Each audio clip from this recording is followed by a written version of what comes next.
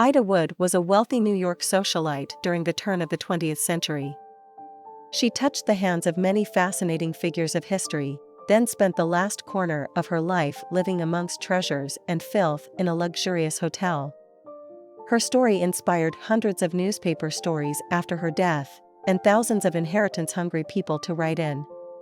After she died, her legacy, a large fortune, created a hysterical frenzy amongst the American population. The subtitle of a famous book written about her many years later was A Stranger-Than-Fiction Report of Intrigue and Greed that resulted in one of the most important and exciting inheritance cases in American law.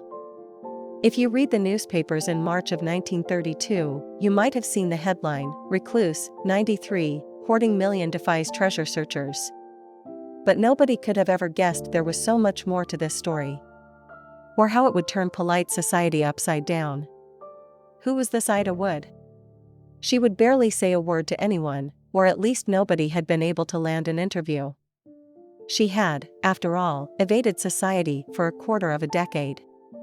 Although she had gone missing for 2.5 decades, there were still a few people around who remembered her.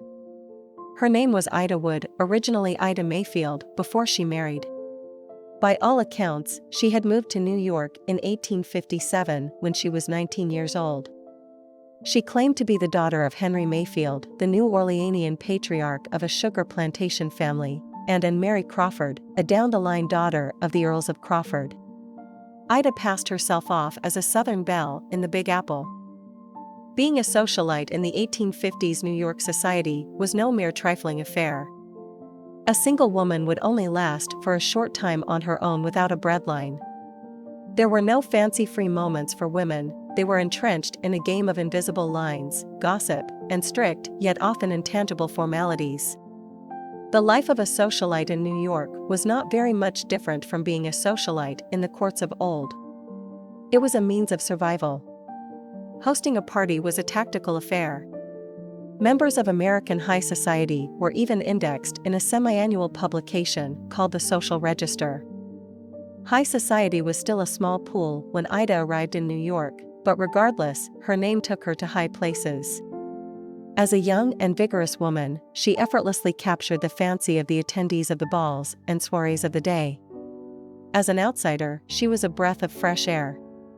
She set her eyes on many bachelors at these balls, flirting between one man and another, before she caught wind of one particular man by the name of Benjamin Wood. Former congressman, millionaire, and newspaper owner Benjamin Wood caught Ida's eye, or rather, his name caught his ear. On May 28, 1857, she sent him a letter. Having heard of you often, I venture to address you from hearing a young lady, one of your former loves, speak of you. I believe that I am not extremely bad-looking, nor disagreeable. Perhaps not quite as handsome as the lady with you at present, but I know a little more, and there is an old saying, knowledge is power. She arranged to meet him in the same letter. The former congressman was already married. He had been married twice, in fact, but that did not assuage him from meeting Ida. They maintained a relationship for years, and Ida slowly gained his trust and respect. Knowledge, it seems, is power. Ida managed to maintain a comfortable lifestyle during this time, thanks to Wood's great fortune, all behind Mrs. Wood's back. The parties and soirees continued, as did the relationship. After a decade, Wood's wife fell ill and passed away. Soon after Wood's wife, his second, died, he married Ida. Once Ida became the new Mrs. Wood, she was catapulted into a new societal stratosphere.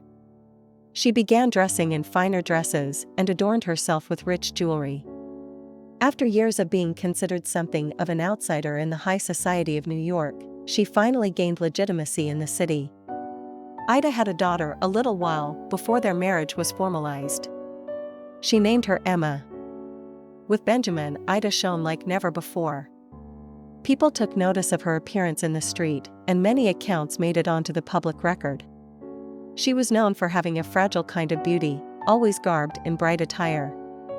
In 1860, Edward, the Prince of Wales, came to visit New York City. At a ball, Ida met the prince and even charmed him into a dance on the ballroom floor with her. Prince Edward would go on to become King Edward VII. Ida's influence didn't only extend to nobility and royalty from the Old World.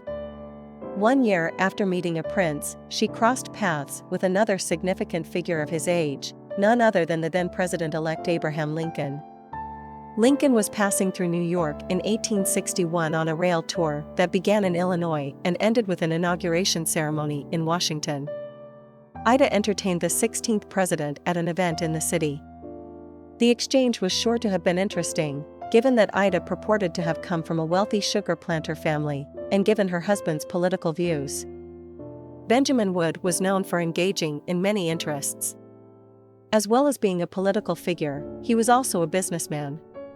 He owned and operated a widely read newspaper, the New York Daily News, unrelated to the contemporary newspaper, which he purchased after his success in the shipping business. The newspaper was notable for its racist and Confederate-centric views. Under Wood's direction, the paper ran pro-slavery and pro-secession headlines. This brought ire upon Wood after Lincoln was elected into power, after which the paper was shut down for 2 years. In order to keep their relationship running smoothly, a compromise was made. Ida came to an arrangement with her husband. Of all his winners, she'd keep half. Anything he lost was on him. Inevitably, he overestimated his abilities. While Wood had only slightly diminished his fortunes over years of gambling, Ida gathered an enormous fortune of siphoned winnings from her husband's risky games. Rather than flaunt it, she moused it away into savings. Benjamin Wood had not been a young man when he met Ida. After almost 4 decades of marriage and after 5 decades of knowing him, Ida said goodbye to Benjamin in the apartment of the Fifth Avenue Hotel. He spent the year before his death traveling back from Europe, which took a tremendous toll on his body. Upon his death, Ida inherited $2 million, a staggering amount of money in 1900. However, Ida had already been tapping Benjamin's assets over the years.